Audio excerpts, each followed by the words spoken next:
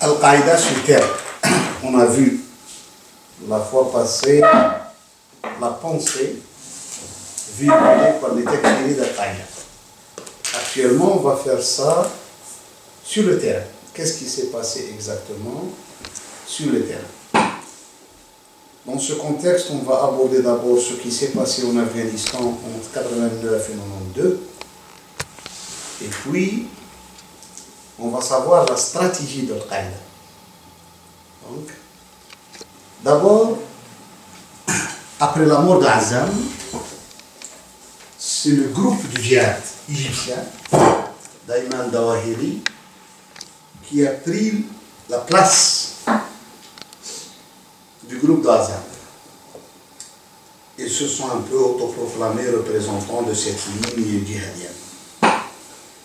Et ils ont pu faire un exploit, c'est le ralliement de Ben Laden, qui s'est rallié à ce groupe. On a ouvert des maisons de hôtes à l'époque, qui accueillaient, soi-disant, cette effervescence qui a pris le monde musulman et surtout le monde arabe pour partir faire le djihad en Afghanistan. Ça mérite une autre étude sur le profil des jeunes qui sont partis. Comment les gens ont pu être, donc des milliers de gens et des centaines de gens sont partis en Afghanistan, donc pour faire le djihad, quels ont été les points et les choses essentielles qui ont poussé cette jeunesse à partir. Donc, mais le groupe du djihad a pris une décision en 89 dans ces hôtes, c'est comment tirer profit du djihad afghan. Ça veut dire pour eux que le djihad afghan tire à sa fin. C'est les Afghans qui vont bénéficier de ce qui se passe dans leur pays. Mais nous, leur groupe, quand je dis nous, c'est leur groupe, qu'est-ce qui va tirer profit de ce djihad? C'est entraîner des milliers de jeunes musulmans à faire le djihad dans le monde. Et la coutume est toujours la Palestine, Al-Quds et tout ça. On a repris l'idée qui a été lancée par Azzam, l'armée de Mohammed. Donc, ça a été reprise. Donc, ça, c'était un peu l'appât qui a fait marcher de centaines de jeunes d'aller faire le djihad et tout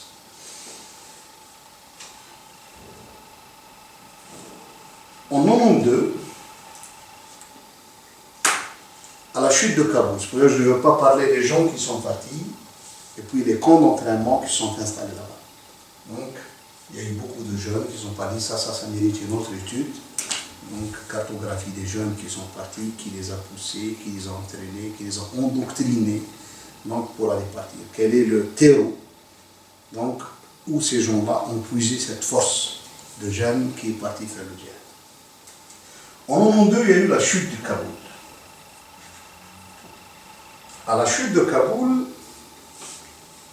il y a eu un affrontement interne entre les Afghans. Et même leur position vis-à-vis de ce qu'on appelle les Afghans arabes ou les Moudjahidines arabes, donc, différait. Le groupe de Sayyaf, Rabbani, ainsi de suite, voyez que ces gens-là ont rempli leur mission, aider le peuple afghan, doivent revenir dans leur pays.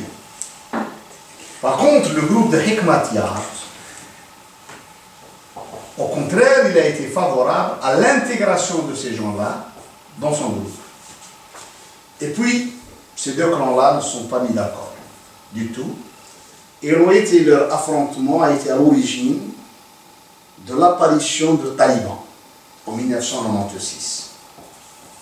Donc, c'était un peu l'échec de trouver une solution, donc, ou un compromis à faire avancer l'affaire afghane. Qu'est-ce qui s'est passé? Il y a une chose importante qui s'est passée en 1990,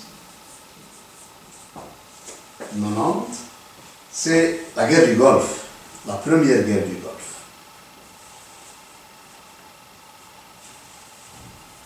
Cette guerre mérite un peu qu'on essaye de décortiquer la position des islamistes. D'ailleurs, les frères musulmans chrétiens, depuis ce temps-là, ont pu changer vis-à-vis de toute la mouvance islamiste, y compris la mouvance islamiste égyptienne, internationaliste. Parce que c'est la première fois que toute la mouvance islamiste, dans son entièreté, a pris position en faveur de Saddam. Alors Saddam est un laïc, arabo-baptiste, un fervent anti-islamiste. Donc il a utilisé l'islam, le slogan Allah Akbar dans le drapeau yékien, tout ça, c'était juste pour... mais il n'a jamais été un islamiste. Il n'a jamais... donc c'est un arabo-baptiste, c'est un sanguinaire, donc dictateur sanguinaire. Et c'est lui qui a agressé le Koweït. Les gens disent non, c'est les Occidentaux. Il avait l'intention de reprendre le Koweït, de prendre ce pays, de l'annexer. Et des fois, quand on voit qu'il y a une personne qui va commettre une telle erreur et on veut qu'il commette, on lui signifie que ça ne nous intéresse pas ce qui se passe entre vous. Et lui, il a compris que c'était un feu vert occidental d'occuper le Koweït. Donc ça, c'est sa politique. Seulement, après l'occupation du Koweït, la plupart des islamistes ont pris position envers Saddam dès qu'on a annoncé l'arrivée des troupes américaines pour libérer le Koweït. Et on a entraîné tous la marche dans le monde arabe, donc du Maroc jusqu'au pays du Golfe, donc à part certains pays. C'était les pays, le Maroc, l'Algérie, la Tunisie, la Libye, l'Égypte même, comment on appelle, le Soudan, tout le monde s'est un peu arrangé de côté de Saddam. Et ça pose problème jusqu'à présent, comment réfléchissent les islamistes. En entendant certaines personnes islamistes, ils expliquent ça comme étant l'un des points d'intersection où on peut se mettre d'accord avec les arabo-baptistes ou avec les nationalistes arabes, je n'en sais rien. Être anti-occidental. Mais ici, le problème n'est pas être un anti-occidental. Le problème, qu'il y a un dictateur arabe qui a annexé un pays arabe voisin. Et cette annexion s'est déroulée dans la douleur. En plus, cette personne-là, ce n'est pas son premier méfait. Une dizaine d'années avant, il s'est attaqué à un autre pays musulman qui est l'Iran. Il est responsable de la tragédie de centaines de milliers de musulmans irakiens et iraniens. Cette personne a utilisé du gaz chimique pour gazer un autre peuple musulman qui est les Kurdes. Pourquoi les gens n'ont pas eu la... Il faut être honnête, n'ont pas eu cette position d'iniquité. On est dans un autre contexte. En plus, on demande quelque chose qui n'est pas... On ne peut pas l'imposer. Nous sommes pour le départ des troupes occidentales à l'époque, spécialement américaines, et pour que Saddam sorte du Koweït. Alors que Saddam, 2 jours après son annexion, 2 jours, même pas une semaine, il a annoncé ouvertement que le Koweït est devenu la 19e province. Quand quelqu'un fait toute cette marche, c'est une annexion pure et simple d'un État, en le déclarant comme étant une 19e province. Quelle est la position officielle qui doit être faite par les islamistes? Je me souviens tous, et la plupart d'ailleurs, à part certains qui étaient pro-saoudiens qui n'ont pas marché, mais la plupart, et on a utilisé comme quoi c'est une occupation des l'ISR de l'islam, c'est une ça. Et ça un peu, elle a eu un effet négatif sur la mouvance islamiste dans le monde après la défaite de Saddam. D'ailleurs, l'image des Moudjahidines que l'Occident a aidé à une certaine période, l'image de toute la mouvance islamiste, même chez les gouvernements arabes, s'est détériorée. En Algérie, prenons le cas de l'Algérie, il y avait à l'époque à la tête du fils Abbassi Madani. Il venait de remporter des élections locales, donc municipales en juin 1990. Le 2 août, la crise a commencé dans les pays du Golfe. Ne connaissons ni les tenants ni les aboutissants de cette crise. Il est allé avec son vice-président du parti à l'époque dans les pays du Golfe. Il a fait même des visites un peu entre Riyad et Bagdad. On se demande toujours qui pousse les islamistes à aller là-bas. Est-ce que vous avez les moyens de régler cette situation? Ça, c'est de l'amateurisme politique. Donc, honnêtement, je vois que toute la mouvance islamiste est passée à côté de la plaque. Elle a été dans un amateurisme politique. Alors, on aurait dû, par exemple, demander à Saddam de quitter le Koweït sans aucune concession. Et que le départ des troupes occidentales se fera suivant un calendrier échelonné. Ça aurait été plus politique que de se ranger de côté de Saddam et de lui donner un feu vert d'une façon indirecte. Nous sommes avec toi parce qu'il a utilisé la question palestinienne. Le problème, il est là, le syndrome palestinien.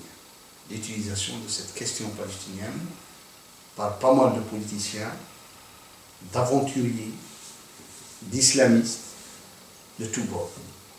Toute personne qui se trouve dans un contexte politique un peu serré essaye de trouver une solution, essaye de passer par ce problème de la question palestinienne. Ça, c'est un problème de fond qu'on doit essayer de voir, que la mouvance islamique doit essayer de voir. Doit essayer de voir et même d'être à la hauteur dans les événements politiques.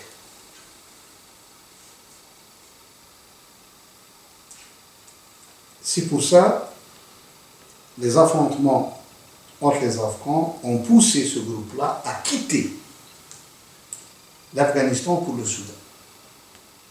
Le but, c'est de faire comme c'était un nouveau régime qui s'est installé à Khartoum, ce régime a donné la face d'être un régime islamiste. Ils sont partis là-bas pour donner une impulsion, soi-disant, à certains investissements, au vu des investissements. Ben Laden s'est installé dans un quartier de Riyad, quartier de Khartoum, qui s'appelle Riyad, quartier Riyad, qui de l'autre côté donc, de l'aéroport international de Khartoum. Vous avez l'aéroport de Khartoum, ce côté-là, c'est le quartier Zuhour, tout ça. L'autre côté de ça, c'est le quartier Riyad, Taïf, tout ça. C'est le quartier chic donc, de Riyad. C'est installé dans ce côté-là. L'autre côté de l'aéroport de Khartoum, Ben Laden et tout son groupe à l'époque. Les principaux personnalités qui étaient présentes dans les années 1993 à Khartoum, nom de l'endroit, c'était Ben Laden, c'était Dawahiri, c'était Abu Hafs, c'était Abu Ubaid al-Panchiri, c'était Abu Mus'ab al-Souri. Et il est devenu un peu la Mecque de tous ces gens-là, de toute cette mouvance qui allait voir Ben Laden. Donc, si je peux me permettre, qui dirigeait le Soudan à l'époque? C'était Omar el-Bashir et Tourabi. C'était le nouveau régime, donc c'est le volontaire. Et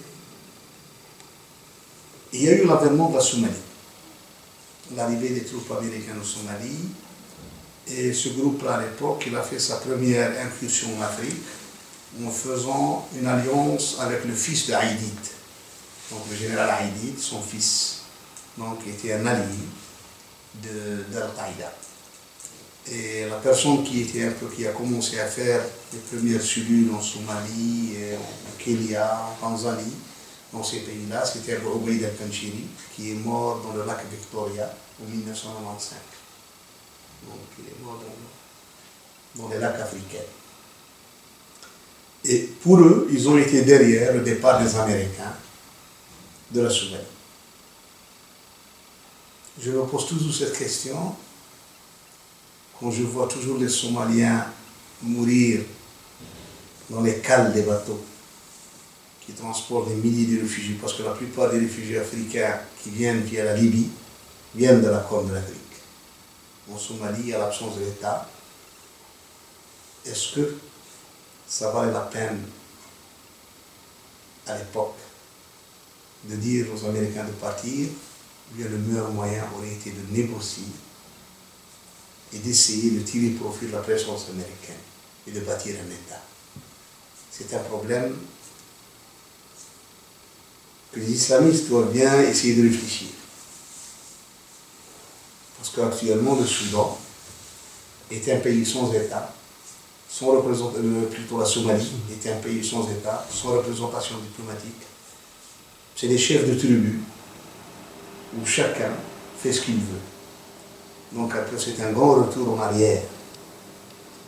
Et je pense qu'une opération inhumaine qui s'est passée à l'époque, qui a visé des soldats américains ou des amis occidentaux, donc on les a ça a choqué l'opinion américaine, ce qui a poussé à l'époque le président Clinton à rappeler les djihadistes. C'est un problème. Et les gens d'Al-Qaïda l'ont fait comme étant une de leurs victoires sur les États-Unis. Ils ont commencé à faire une stratégie. C'est ça ce qui nous intéresse. Ça, c'était les événements politiques pour vous mettre dans le bain. Mais ce qui m'intéresse, moi, c'est quelle est la stratégie qui a été adoptée. La première stratégie, c'est tirer profit des situations.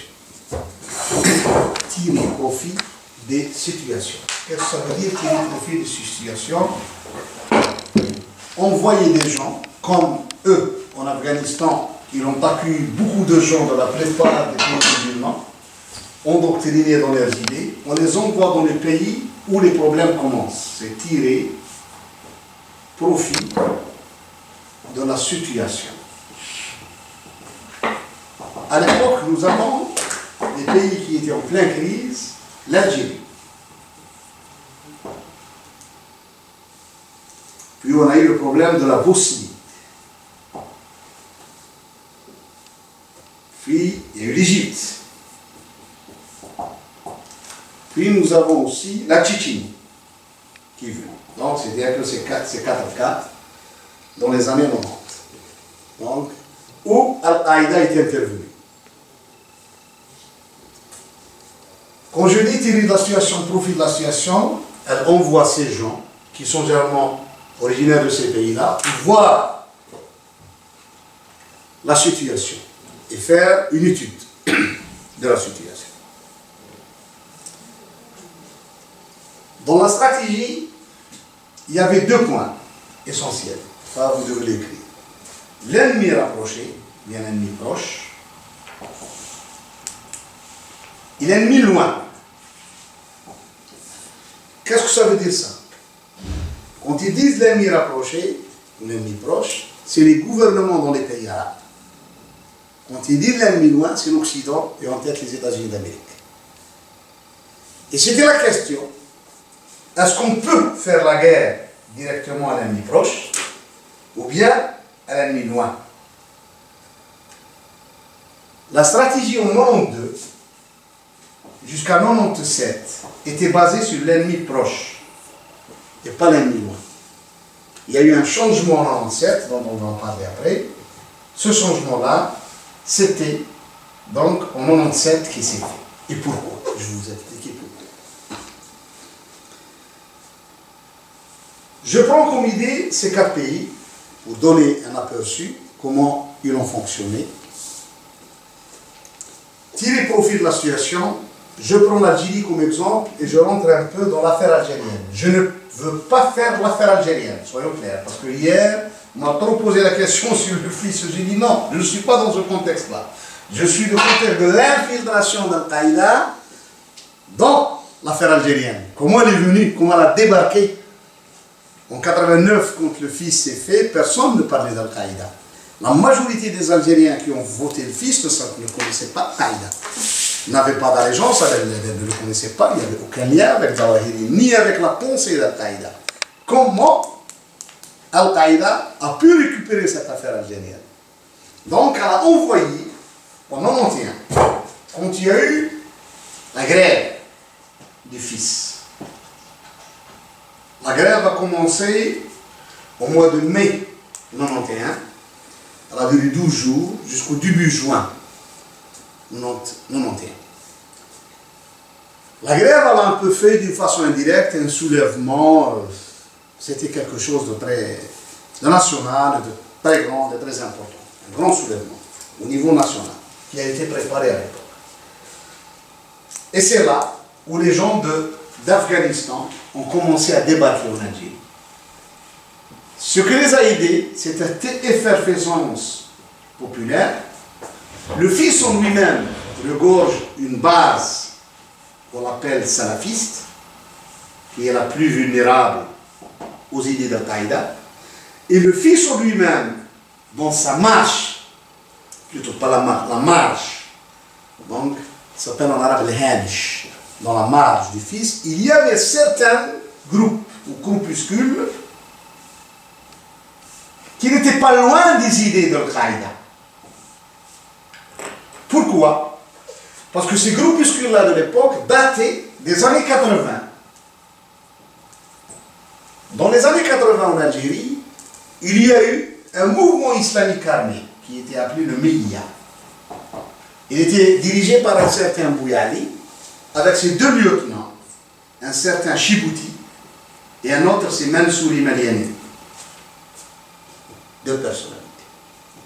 Les gens d'Al-Qaïda ne sont pas venus sur la masse.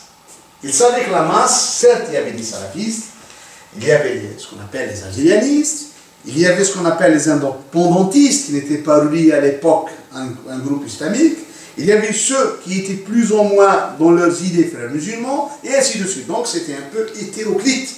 C'était un mouvement hétéroclite, ce n'était pas un mouvement homogène. Donc, c'est pour ça, eux, ils sont plus adressés à ce groupe-là. La stratégie vise à 3 ou 4 points. Le premier 4 points, après l'analyse de la situation, trouver les personnes les plus proches de leurs idées. Donc, ils ont trouvé cette personne-là, qui s'appelle Mansouri Maliani. Pourquoi j'ai dit que ces gens-là étaient proches, ou bien étaient d'une façon indirecte dans la marche du fils? Parce que le jour où ils ont été libérés par Chadli Ben Jdid, donc Grassi, ils étaient en prison, ils sont venus directement dans un congrès du fils à l'époque, voir les personnalités du fils et tout ça. Donc un peu, ce que j'appelle moi, les passerelles islamo-islamistes. Il y a trop de passerelles entre les islamistes. Donc vraiment pour cadrer quelqu'un, il faut vraiment le bien connaître. Il y a eu des passerelles. Donc, la stratégie, la première stratégie, c'est l'élimination des références nationales. C'est la première chose. Et ça, un peu, ils ne sont pas loin des salafistes normaux. Ils sont dans la même optique, c'est l'élimination des références nationales. Ça veut dire, dès qu'on débarque, on dirait que le pays, quand tu parles avec quelqu'un d'eux, tu dis, écoute, vous n'êtes pas les premiers à nous montrer l'islam. Vous n'êtes pas venus avec les compagnons du prophète. On a connu l'islam, ça finit 400 ans. Ces gens-là, quand ils viennent, en Algérie, au Maroc, en Tunisie, en Libye, pour eux, on dirait que le pays-là n'a pas connu de références religieuses. On n'a connu ni imam, ni des ulama, ni des références des grands chouurs, des awiyas soufis. Il n'a rien connu dans l'histoire de l'islam. On dirait qu'il débarque chez un peuple qui ne connaissait rien dans la religion. Donc c'est un peu l'élimination des références. On élimine des références-là, c'est les dénigrants. Dénigrer quelqu'un. Alim, on dénigre les ulama, soit, ou bien même les chefs de la mouvance islamiste locaux. Soit c'est des espions qui travaillent pour les services, parce que peut-être ils ne sont pas sur la même longueur d'onde avec eux, concernant par exemple la lutte armée. Soit on les dénigre par d'autres choses qui sont un peu d'ordre éthique et moral. Ils font ça, ils font ça. soit on les dénigre parce que on dénigre par exemple Cheikh Mohammed Al-Ghazali comme étant un anti-sunnite. Alors, donc, oh là, c'est un ennemi de la sunna. Donc ses avis tombent. On dénigre tel, c'est un ça. Donc c'est un peu, et on dénigre tout le monde pour ne laisser que leurs références, qui sont tels Abu Qatada, tel Zarqawi, tel Barqawi, tel... oui, on a Barqawi, Issam al-Barqawi. Vous ne connaissez pas, c'est pas, mais on a Issam al-Barqawi, Al-Maqdisi, Barqawi, c'est ces gens-là, donc, qui seront sur le champ. Mais donc, c'est le seul. On dirait que le pays, là, ça c'est la première stratégie, c'est l'élimination de toutes les références locales. La première chose, propager le tekfir. Le tekfir ne dit pas aux gens comment le propager. Vous êtes kafir. Non. On commence par la démocratie. Demos Kratos, c'est un système grec, donc c'est un système païen qui n'a rien à voir avec l'islam. Vous êtes démocrate? Ah, attention, il faut revoir ton idéologie, l'aqida. Donc vous êtes kafir. On balaye ça en 30 secondes. On balaye ça en 30 secondes. Puis on avance.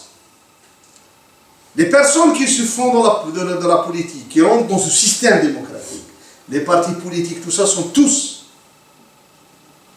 des apostats. Et puis, les gens qui travaillent dans ces pays-là, on revient aux idées de la Jahiliya. Donc, tous ces gens-là, que ce soit vous êtes dans la police, vous êtes dans l'armée, vous êtes dans la justice, vous êtes même dans l'administration, vous êtes dans la douane, vous êtes dans la protection civile, et puis on a quoi? Tout le monde devient kafir, devient plutôt murtad. Le danger est là. Donc c'est un peu propager le kafir, et ça a commencé. En 91 d'abord, en Algérie, les premières cellules ont commencé à dire, écoutez, vous avez voulu la démocratie, vous avez fait quelque chose contre l'islam, vous devez vous repentir. Et les gens ne savent pas que ce groupe-là, de Miami, avec un groupe d'Al-Qaïda, certains groupes de Jannah et tout ça, ont voulu kidnapper Ali Belhadj avant son arrestation. Pourquoi? Pour faire une cassette que Ali Belhadj doit dire. Il doit se repentir.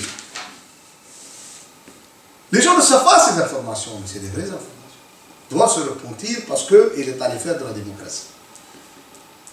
Donc ça, c'est un groupe. Et en 91, il a commencé à faire sa propre stratégie, donc d'élimination, puis propager cette pensée de takfir, et puis essayer, et ça où est le danger, de prendre de l'avance. Donc, les gens du fils, parler de la commission du dialogue national, préparer les élections législatives, et eux, préparer l'affrontement. Donc, préparer déjà leurs cellules et tout ça. Donc, ça, c'était un peu la troisième chose. Et quand le pouvoir a annulé les élections du 26 décembre 1991, et la répression féroce qui s'est abattue sur les cadres du fils, début 1992, ça les a un peu confortés dans la position. Donc ces groupes-là ont été confortés dans leur position. Ça veut dire, vous avez fait erreur, voilà, vos démocraties vous a mené au camp de concentration du Sud, vous a mené aux prisons, vous a mené à la mort. Donc le meilleur moyen, c'était de faire le diable. Et comme eux, ils avaient cette longueur d'avance, tous les jeunes qui étaient recherchés, ne trouvaient pas de moyen que de rallier à ces groupes. Ou bien tu meurs dans les géoles du pouvoir, ou bien tu te rallies à ces groupes-là. Ça, c'était un peu ce qui s'est passé dans la crise algérienne. Et c'est là où vient toujours chez Al-Qaïda, que j'appelle le troisième danger, c'est changer le cap. Changer le cap.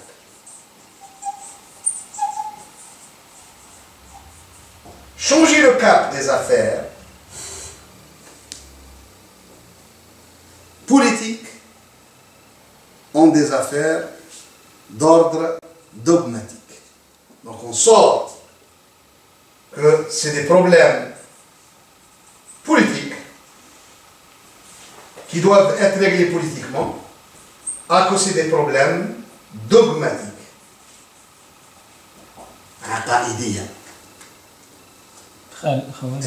Et c'est la première fois où les communiqués commencent à parler de les apostats, al-murtaddin.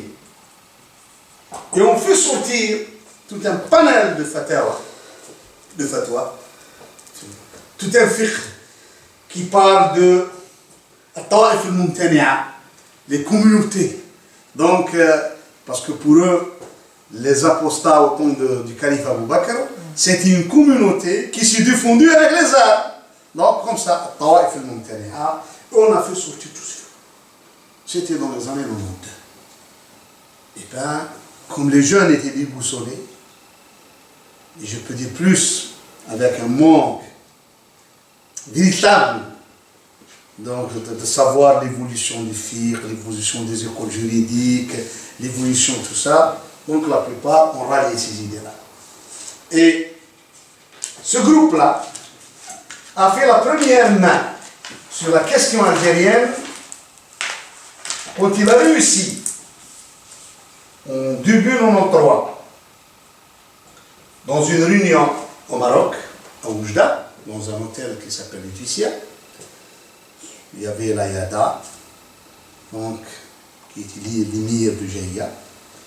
J'aime mieux qu'il parlera de ces jours, parce que j'ai entendu plusieurs fois, il a parlé dans une radio qui s'appelle Watani, donc des heures, mais on n'a pas parlé de cette union, alors que cette union était importante dans l'évolution de l'islamisme politique algérien, parce que c'était la fin politique du fils. Dans cette union, politiquement, donc cette personne-là, donc la Yada, il y avait avec lui un certain Abu Mus'ab qui était le commandant de l'Est.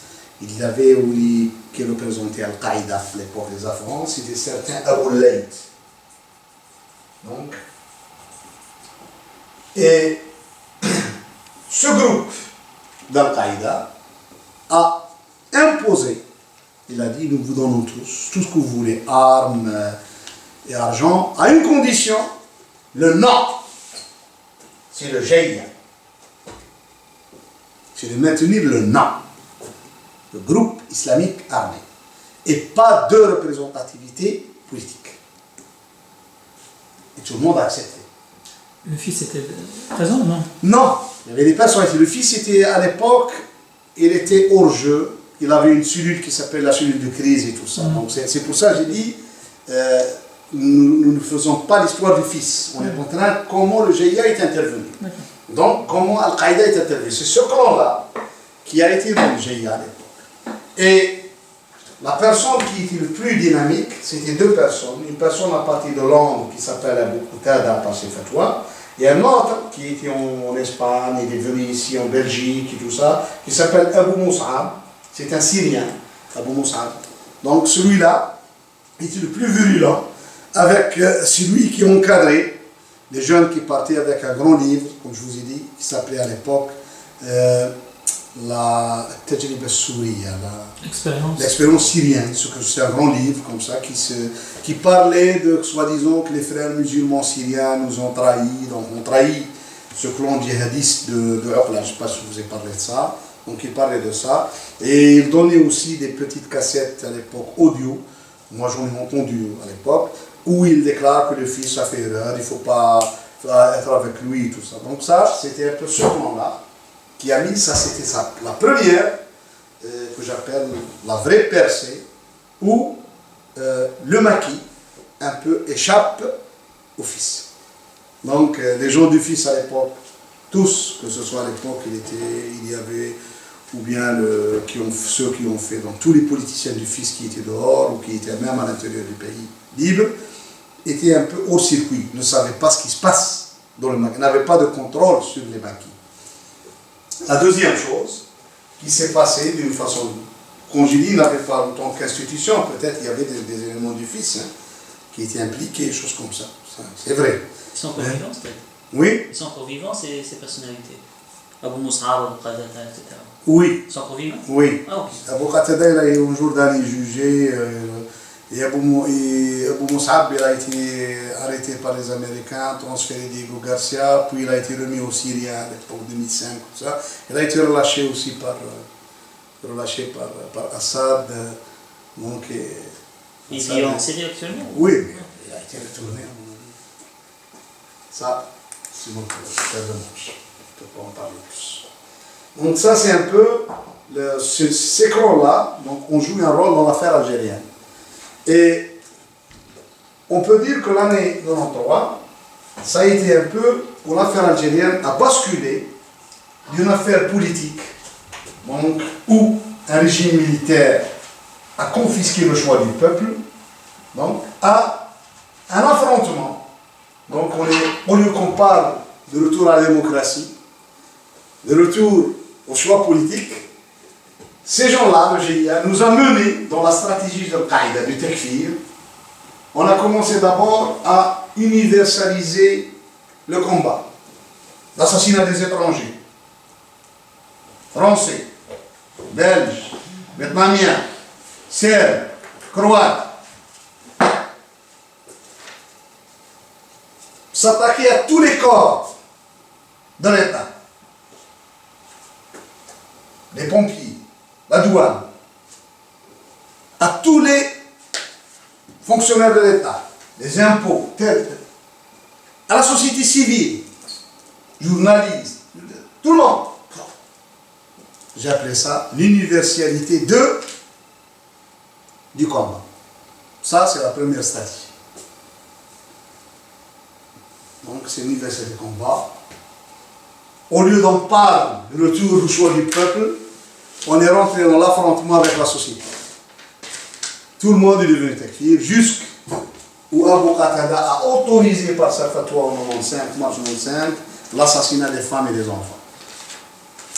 Qu'est-ce qu'elle dit exactement cette fatwa? Il dit qu'il est permis l'assassinat des femmes et des enfants en Algérie. Ah oui. Ça a commencé par les femmes et les enfants des policiers, puis c'était devenu tout le peuple. Donc ça, c'est l'une des fatwas qui poursuivra Abou Qatada jusqu'à le faire entrer, Inch'Allah, en Nar. C'est qui là? Il est actuellement pas en Jordanie, il est arrêté, il a été remis par les autorités britanniques. Ça fait même pas une année. Il a été arrêté pendant des années à Londres. Donc, non, il C'est paiera. un arabe afghan. C'est des Jordano-Palestiniens. Ah, Il est parti en Afghanistan, puis il est revenu à Londres. Et juste pour préciser peut-être ça. Non, Peut-être une rumeur. nous, on ne va pas faire.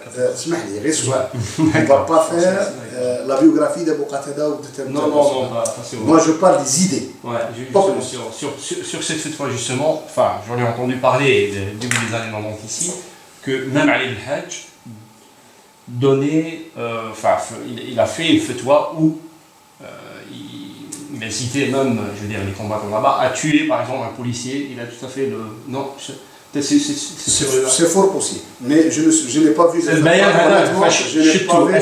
c'est faux. Je ne dis pas non, mais je ne suis pas du tout vraiment sûr que l'Ibn Hajj en personne en a parlé de ça. Et c'est fort possible, je n'exclus pas. Mais concernant les femmes et les enfants, il n'en a pas fait. Non, pour les policiers. Oui, pour même les femmes et les policiers. Non, les policiers. Les forces de l'ordre. Ça, c'est fort possible. Par contre, quand je parle de l'assassinat des femmes et des enfants, ça a été une première dans l'histoire de l'islam. Une fatwa légalisant, ou bien appelant l'assassinat des femmes. C'était la première fatwa, celle d'Abou Qatada. Donc, c'est le même qui est à Londres, qui était à Londres. Qui était à Londres? C'est le même. Ah non, Avec Abdelrahman. Non, c'est Abou Hamza. Ah ouais, vraiment. Ça, c'est le troisième, c'est un autre aussi. Il rentre sur la scène algérienne aussi, celui-là. Il est impliqué aussi dans la scène algérienne. Ils ont révélé qu'il a travaillé avec les services secrets britanniques C'est fort possible. Il y a son avocat C'est fort possible. aux États-Unis. Écoutez, travailler, consulter, c'est pas la même chose. Les services britanniques sont chez eux, ils peuvent vous parler avec, mais ça ne veut pas dire qu'il a travaillé pour eux, qu'il a collaboré avec eux. Ce qu'il a dit à l'avocat, qu'il a travaillé 7 ans pour le Scotland Yard. C'est un peu difficile de... Non, ça c'est... Moi, ce qui m'intéresse, c'est ces idées-là qui se sont propagées et l'affaire a changé de cap. Au lieu que c'est une affaire politique, elle devient une affaire, honnêtement, criminelle. On est sorti du politique au criminel. Et le plus grand succès qui a été réalisé par ce groupe-là, dans l'affaire algérienne, c'est l'unité. L'unité du 13 mai 1994. Où ce qui restait du fils à l'intérieur, ce qui restait du fils, à leur tête, Mohamed Saïd Rajam, ont pris position,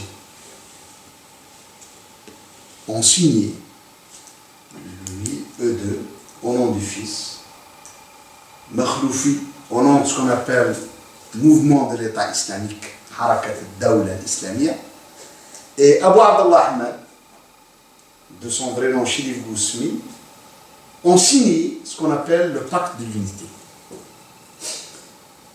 Il stipule clairement que le fils a disparu de la scène, que la dissolution du fils et ses cadres dans le cadre du groupe islamique armé. Et que le groupe islamique armé, c'est la seule force représentant la cause algérienne. Et qu'il a mis les 3 négations de la conférence de Khartoum de 67. Pas de trêve, pas de dialogue, pas de réconciliation avec les apostats. C'est pour ça l'affaire algérienne a fait un grand pas en arrière, l'année 95. Malheureusement, ceux qui guidaient le fils et parlaient au nom du fils, à 90% étaient hors.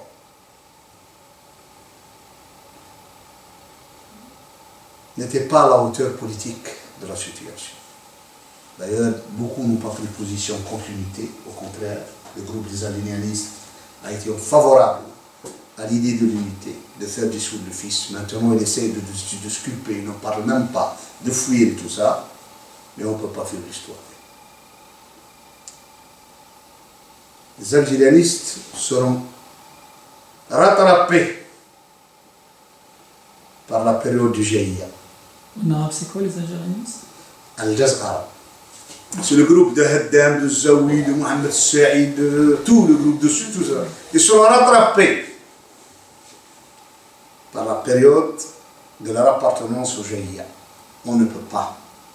Parce que cette période a été la période la plus cruelle et meurtrière de l'affaire algérienne. Des milliers d'Algériens ont été tués par le Jaïa, par les forces de l'ordre, hein, parce que le pouvoir a pu infiltrer le Jaïa, ça c'est connu. Mais il faut se disculper. Une personne, quand un colonel algérien est monté, il a dit « nous avons fait le Jaïa », une personne qui a soutenu l'unité est venue, il m'a dit « voilà ». Il m'a donné un verset coranique, « Wa shahida shahidun min ahliha », qu'un témoin témoigné de leurs. Que je l'ai bien regardé, du coup, tu dis ça. Moi, c'est à toi qu'on doit dire ça.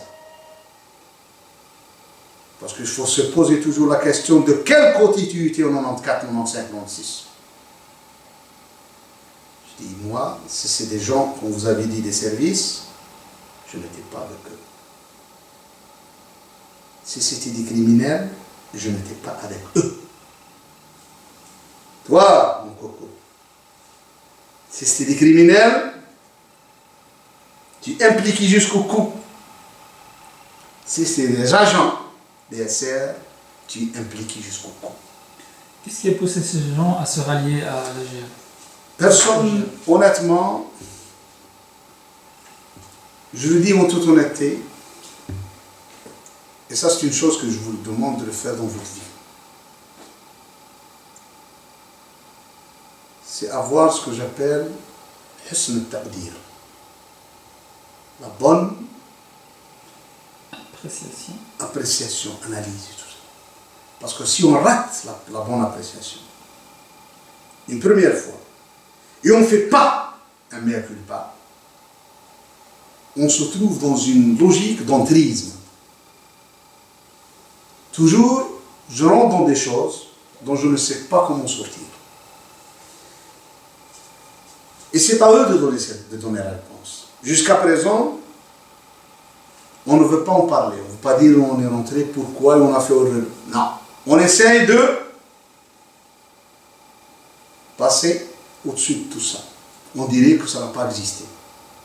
J'en ai vu quelqu'un qui est paru à Choulouk, ça fait 2 ou 3 semaines, il a fait 5 ou 6 épisodes, il n'a pas parlé de sa position dans l'unité, ni de son groupe. On dirait que le GIE n'a pas existé. Alors qu'il a été un élément capital dans le GIE. Donc ça, c'est des choses... Donc pour moi, le GIE a réussi, ou Al-Qaïda a réussi à 2 choses, à tuer le fils, à mettre fin à son... Parce qu'on ne voulait pas que l'évolution politique démocratique réussisse. On ne voulait pas. Parce que ça donne une autre idée. Donc, ça a été la fin. Et en 1996, ils ont quitté l'affaire algérienne avec un communiqué. Tous ces gens-là, ils l'ont fait à Londres, ce communiqué. Il est arrivé à Bruxelles au début, quand ils avaient le vent en poupe.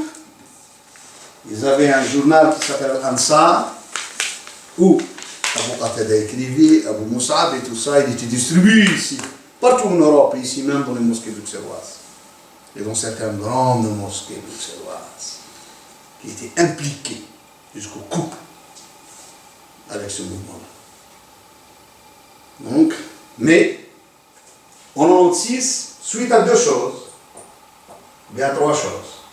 L'assassinat en masse des femmes et des enfants, perpétré par Zitouni, Abou Abdelrahman Amin Zaytouni, chef du GIE. Puis les purges internes qui ont pris à l'élimination de Mohamed Saïd et de son groupe, donc le groupe qui leur a donné la légitimité. Il a été égorgé. Et l'assassinat des moines, qui reste le mystère de l'affaire algérienne. Pourquoi et qui était derrière? C'est le mystère de l'affaire algérienne. Pourquoi et qui était derrière? C'est ces gens-là.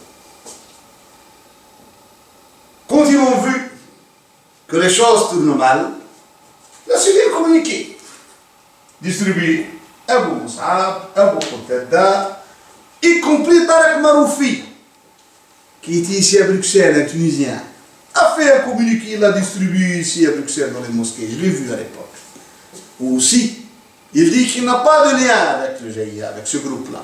Alors, depuis 1993, qui a fait marcher tout ce projet-là, moi je dis ou bien c'est des gens d'amateurisme politique,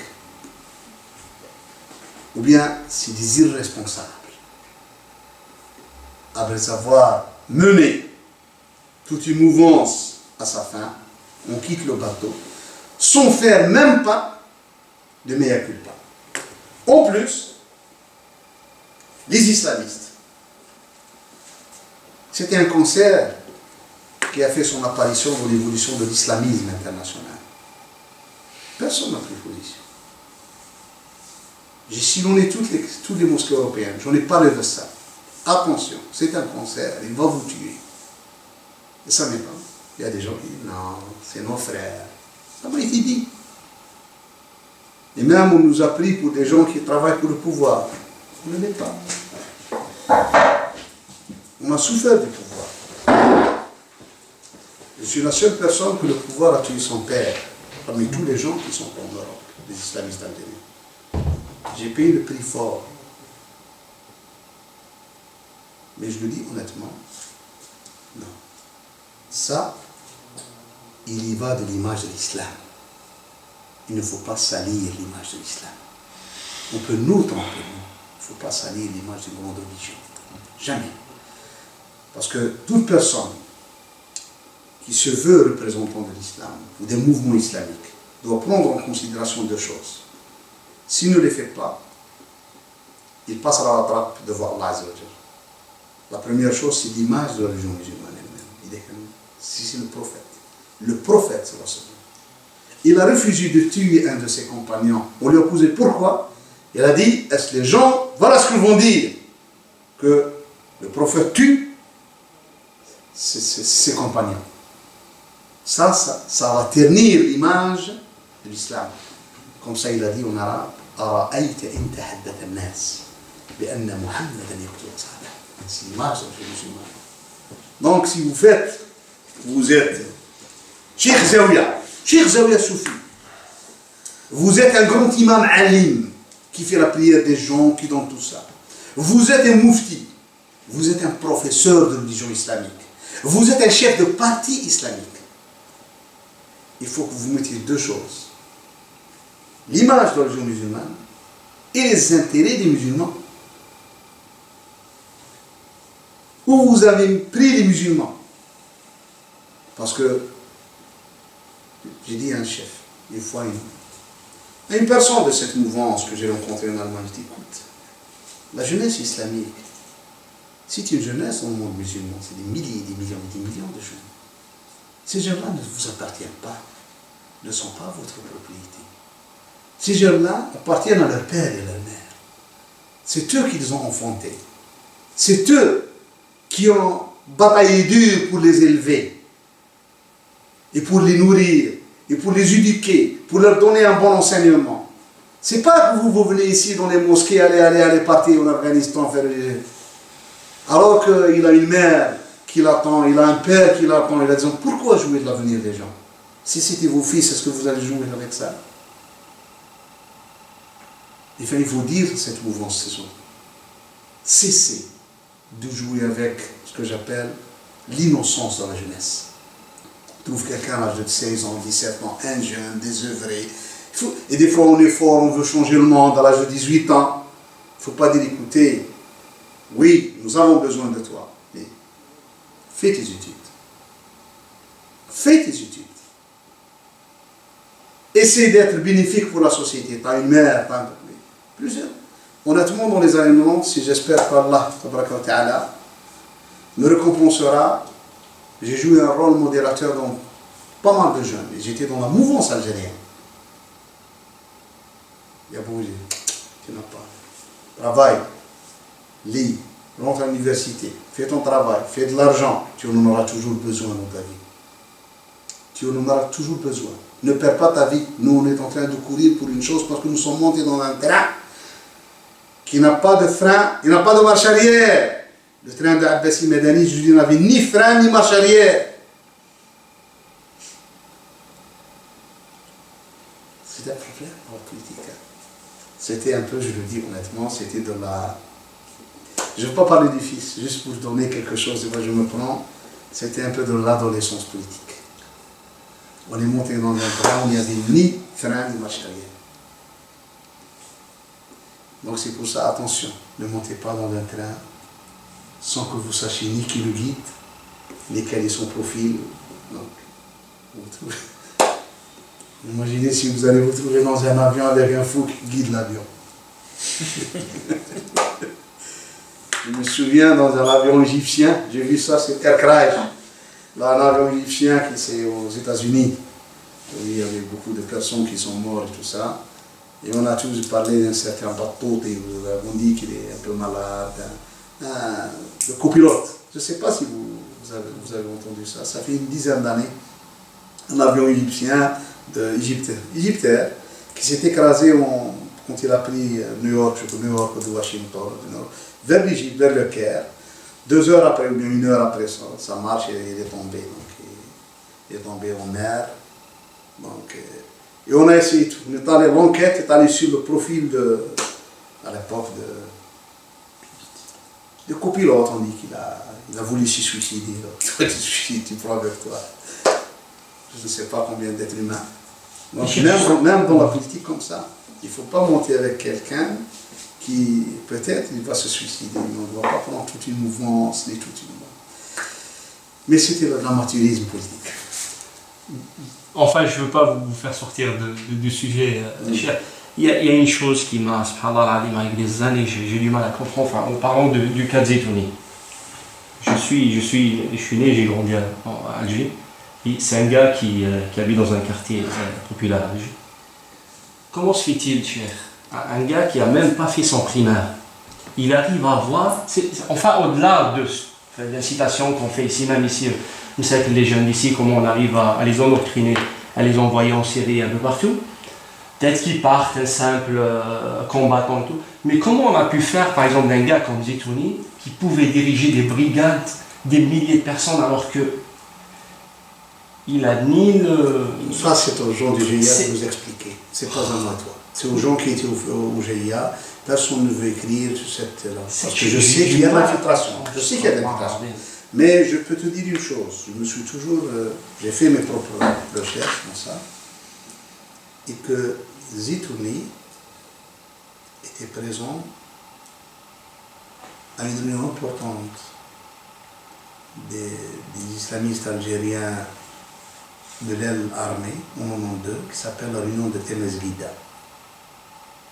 Et ça, jusqu'à présent, donc, qui était derrière cette réunion? C'est dans l'évolution de cette nuance. Moi, je parle de comment Al-Qaïda, ce qu'elle a réussi à deux choses. Elle a pu mettre la main sur l'islamisme armé, donc au temps de l'Ayada. Donc, quand elle a imposé le nom du GIA, au début, jusqu'à la fin de 92, il n'y avait pas le mot GIA. Donc, il était un peu GIA. Puis, elle a mis la main sur toute l'affaire algérienne. Quand Mohamed Saïd a signé l'allégeance à Abu Abdallah Ahmed, donc j'ai entendu un certain Haroua qui habite en Suisse, un algérianiste, qui voulait défendre et dire non, le GIA avant Abu Abdallah Ahmed, après Abu Abdallah Ahmed. J'ai dit écoute, c'est une fuite en avant. Le GIA est une catastrophe, c'est un fiqh qu'il faut d'abord laisser Abu Abdallah Ahmed, laisse Zetouni. C'est le fiqh lui-même qui déclare toute la société apostate. C'est ce fiqh qu'il faut combattre, ça ne nous intéresse pas les personnes. Il ne faut pas se focaliser sur tel, il peut être infiltré, il peut être pas bien. Mais c'est ces fatwas, c'est cette école qu'il faut dire, écoutez, c'est faux. L'école qui commence, si tu leur dis par exemple, Ibn Hajar al-Asqalani, pour eux c'est un hérétique. Salah ad-Din al-Ayyubi, c'est un hérétique. C'est une école qui est basée sur l'élimination des têtes historiques de cette grande religion qui est l'islam. C'est ça qu'il faut s'opposer. Parce qu'on deviendra par le temps nous-mêmes victimes de cette école. Si une personne prend une position. Ça, c'est le tekfir. Il ne faut jamais marcher avec le tekfir.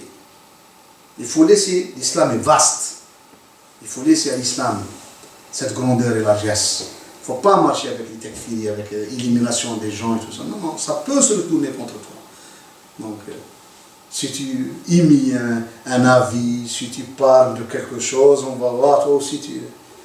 On m'a parlé une fois un imam et son disciple dans une mosquée. On commençait à lui dire, écoute, cette année, j'étais à la Mecque, il y avait plus de 5 millions, les musulmans, et louange à Dieu, il y en a beaucoup, tout ça. Et il m'a dit, oui, mais la plupart des gens là ne sont pas sur le droit chemin. Les Africains sont presque soufis à la limite du paganisme. L'autre ils sont comme ça, l'autre sont chiites, on a éliminé tout le monde. Il n'y a que une certaine région dont eux sont originaires. Donc, plus on a commencé à parler de la région, on a commencé à éliminer les autres. Les gens de telle mosquée ne sont pas bien. Et à la fin, ce n'était que eux deux qui veulent rentrer au paradis. Tous les autres musulmans. Alors moi je me suis toujours posé cette question quand je lis sur le paradis, et que le paradis, on a 8 portes, et que la largesse du port de Paradis, elle est de la Mecque jusqu'au Bahreïn. Donc ça veut dire qu'il y aura beaucoup de monde qui vont entrer dans ce paradis. C'est pas quelque chose de... Elle n'est pas faite pour 2 ou 3 personnes. Sauf qu'ils sont grossiers. Non, ça c'est vraiment... Bon. Donc ça c'est ce qu'il faut. Seulement ce qui m'étonne, quand ils ont fait personne ne leur a demandé des comptes. Je me souviens qu'Abou Mus'ab, il disait oui, mais ça ne veut pas dire que les gens qui optent pour la démocratie ont raison et tout ça. Il persiste. Il persiste dans sa voie. Donc il n'a pas dit, écoutez, peut-être il y a une erreur dans nos fiqh, peut-être. Non, il a persisté, ça je me souviens. Ça c'était la phrase assassine qu'il a dit. Il a dit, non, ça ne veut pas dire. Et puis, tous, ils sont revenus en Afghanistan, 96-97. Donc ils se sont lavés de l'affaire algérienne, ils n'ont rien fait. Donc on dirait, donc, alors que personne ne leur demandait des comptes. Ils sont juste rentrés comme ça en Afghanistan, sans raison. Ils sont partis parce qu'ils voulaient faire une nouvelle stratégie. Comme voilà. Je vous dis. On va reparler ça la fois prochaine. La nouvelle stratégie, c'est l'adou al-ba'id, l'ennemi loin. C'est là, ils ont perdu leur crédibilité dans l'affaire algérienne, ils ont perdu l'affaire égyptienne. L'affaire de la Bosnie, elle a été perdue par le règlement de l'affaire bosniaque. Donc l'affaire bosniaque a été réglée par les Occidentaux. Donc, quand ils ont perdu tout ça, ils sont revenus en Afghanistan faire une nouvelle stratégie. Mais la mouvance islamiste n'a jamais été à la hauteur de leur demander des comptes, n'a jamais été à la hauteur de leur dire, écoutez, la seule personne que j'ai entendue, et j'en ai parlé avec lui en 1995, c'était Fethi Yakan, qui était de passage à Bruxelles. Donc, Dieu et son âme, un Libanais qui était un musulman connu dans le monde. Il a dit le seul moyen, il était au courant de tout ça, ce que les islamisants demandent, feront un grand communiqué comme ça, ces gens-là ne sont pas des musulmans, n'ont rien à voir avec l'islam. Si une personne dit il faut prendre cette position, mais si vous allez à Londres, qui était leur capitale, personne n'a parlé. Alors que ce que faisait Bakri et Choudry et consorts à Londres, avec surtout la jeunesse asiatique, à la fin, c'était les attentats de Londres. C'était visible. Donc c'est pour ça, actuellement, je le dis haut et fort ici à Bruxelles, c'est la communauté marocaine ne fait pas stop à ce fiqh qui est interdit ici à Bruxelles la participation politique. Il y a un fiqh actuellement, ça fait une dizaine d'années, les salafistes ont fait un parti politique à l'époque de Bastin. Donc c'était des gens qui intégraient la politique. Maintenant, il y a d'autres qui interdisent carrément de faire de la politique, de participer, de voter, tout ça. Et cela, je vous le dis, je tire la sonnette d'alarme. Je ne sais pas, je suis vieux, mais je tire la sonnette d'alarme à la jeunesse bruxelloise et à la jeunesse belge. Je ne suis pas du tout, donc j'ai peur pour ça, vraiment j'ai peur pour les musulmans belgiques. Et je le dis en toute honnêteté, il faut que la communauté marocaine prenne les devants, donc et pousse les musulmans à s'introduire dans la politique, à participer, à avoir à être des citoyens. Parce que la citoyenneté, c'est les droits, mais aussi c'est les devoirs envers la communauté, envers tous nos concitoyens, donc tous nos concitoyens belges, tout le monde, sans exception. Donc c'est avoir un devoir pour ce pays-là. Parce que sinon, je ne suis pas tout, on ne va pas isoler les musulmans de la communauté du peuple belge. On est partie intégrante de ce peuple. On doit servir ce pays-là, ce peuple-là. C'est notre pays, on doit le servir. Il faut que ces gens-là doivent savoir ça. Donc, et puis ils sont partis là-bas. Il y a un changement de stratégie. Donc, et on va parler de ça. Pourquoi le changement a été fait et quels ont été. Donc, c'était la deuxième étape de Al-Qaïda qui s'est terminée par donc, la centrale, c'est le 11 septembre, et ce que j'appelle l'Atraf, donc c'était les attentats de Madrid, les attentats de Londres et tout ça. Donc et certains attentats à droite et à gauche qui se font. Donc, mais le monde musulman, sunnite, doit faire bloc, et je parle ici du sunnisme, doit faire bloc contre cette pensée. Doit dire, c'est fini. La pensée kharijite doit disparaître à jamais du monde musulman. Et l'islam politique doit être nettoyé de ces idées. Et que Qutb n'a pas été un réformateur.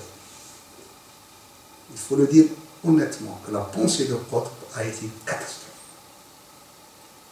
Il faut avoir le courage de le dire. A été une catastrophe au monde musulman. Si on n'arrive pas à déconstruire ces idées-là, ce problème-là, on va vivre avec pendant 100 ans. Merci. Shukran.